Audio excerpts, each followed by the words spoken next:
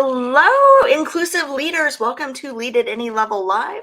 I am your host, Amy C. Wanninger, the Inclusion Catalyst, and I want to talk to you today about making Pride Month exclusive and how I've seen that happen lately and what we can do about it. But before I get there, I would love to apologize to you for coming to you late today. It was about 11:30 this morning, and I knew I was going live at noon. I was getting ready to go, got my hair, got my makeup done, and I felt a little faint. And I don't know if you ever get kind of jittery when you're hungry or your blood sugar's kind of low. And I sat down for just a minute and I fell asleep for like 2 hours. And so, anyway, took a little nap, feeling much better. And here I am. So, just a couple hours late today. But I do want to talk to you about Pride Month. If you are watching this live, please let me know in the comments where you're coming from and hashtag live. And if you are watching it on replay, just let me know hashtag replay in the comments so I can say hello to you. And let me know if you have started seeing any signs, visual or chatter or otherwise, about Pride Month at your organization. Is your organization celebrating Pride Month? I would love to know in the comments. This is usually June is usually a time of celebration for the LGBTQ community, and we're trying this year. Goodness knows we're trying. There's a lot of discouragement in the community, and there's a lot of us who are under attack. And so I wanted to talk just a little bit about kind of my thoughts on Pride Month this year, what people can be doing, what they should be doing, what there is still to celebrate, and ultimately how we can move forward together, because this is really important stuff. So let me just give you a little bit about me and my business. I am Amy Wanninger. My company is Lead at Any Level. We work with organizations that promote from within to help them keep their employees and keep them engaged. And we do this with assessments, advisory services, and training programs, all focused on inclusive leadership. One of the services that we provide, one of the things that I've been out in the world doing this month, or preparing for this month at least, is Pride Month celebrations, ERG discussions. ERGs are employee resource groups for those new to this work. And a lot of companies that have employee resource groups have a Pride ERG. They're named all kinds of different things, but it's where the LGBTQ community within an organization and their allies can kind of be together and build a sense of community, and also advocate, kind of en masse for issues important to them in the workplace. And um, as a member of the LGBTQ community myself, I speak on this topic quite a bit. I have a program called Speaking Out, Aspiring Allies and the LGBTQ Workforce, and it's all about what's the vocabulary that we use in the LGBTQ community? How is that vocabulary evolving over time? What are some of the issues facing LGBTQ workers right now? How can allies get involved, and how can folks within the community lead more authentically? And I do this in a way that's very interactive. It's like, quiz in the chat kind of thing. There's some true false questions. There's some vocabulary, multiple choice kinds of stuff. And I have people in the chat kind of guessing the answers to these things. And throughout this, I weave my own story of coming out. For those of you who don't know, I'm a bisexual woman. I'm married to a man, and I often have trouble being seen within the LGBTQ community as a member of the community. People often assume that I'm an ally, and even when I try to be out, I try to be visible, but sometimes it's really, really difficult because I feel like I'm being erased in real time. People have told me I don't really exist. People have said all sorts of horrible things to me, and no, I exist. I'm right here. But I hear things like this all the time. I get a lot of pushback from within the LGBTQ community. And here's what I want you to know. The LGBTQ community is not just wealthy, dual income, middle-aged white male couples. The LGBTQ community is expansive. And there are all sorts of people under this umbrella. There are people of every race, of every ability, of every disability, people of every religion, people of every age, people from every part of the world. The thing is, not everybody is safe, feels safe to be out.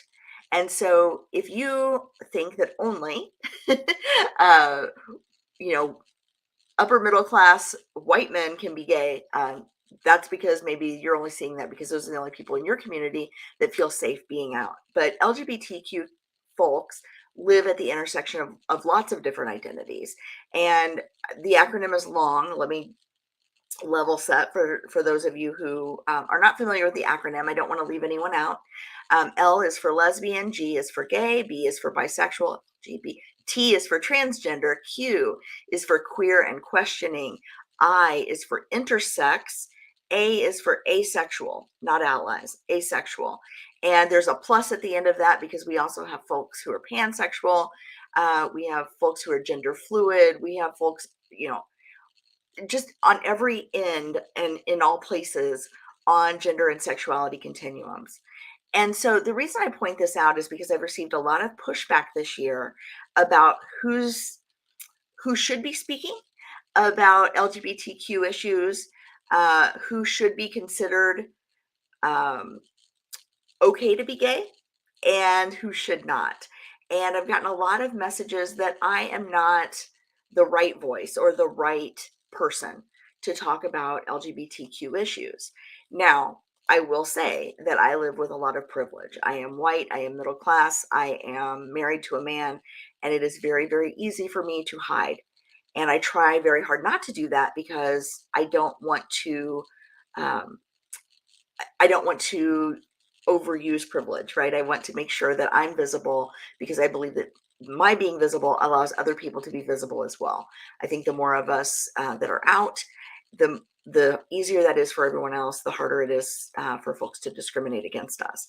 Now, that being said, um, there are folks, like I said, at all different under all different labels, and some that defy labels within this community. And if that's you, if you're struggling to find your footing in this community, I'm with you. And I'm sorry that this is happening. We had, the community felt very expansive for a very long time. And it's starting to not feel that way anymore. It's starting to feel exclusive. And, um, I get the sense that we're going back to the days where there were good gays and problematic gays, if you will. And I think it's because the community's under attack. I think people are really hurting right now. And they're coming from a place of hurt when they exclude those of us that they don't see as part of the community, even though we very much are. And so I'm asking you, if you are a member of the LGBTQ community and you see this happening, please speak up, because it's not okay for one narrative and one narrative only to be the dominant one in this space. This is a very diverse community. All of our voices are valid. All of our voices are needed. If you are not a member of the LGBTQ community, there are a number of ally actions you can take right now that would be helpful. And I've got a blog post about this coming out on Wednesday, not Tuesday this week, but on Wednesday. There's an article coming out on LinkedIn, in my LinkedIn newsletter, and also on Medium if you're following me there. And this will go out to all of my email subscribers on Thursday as an email from lead@anylevel.com.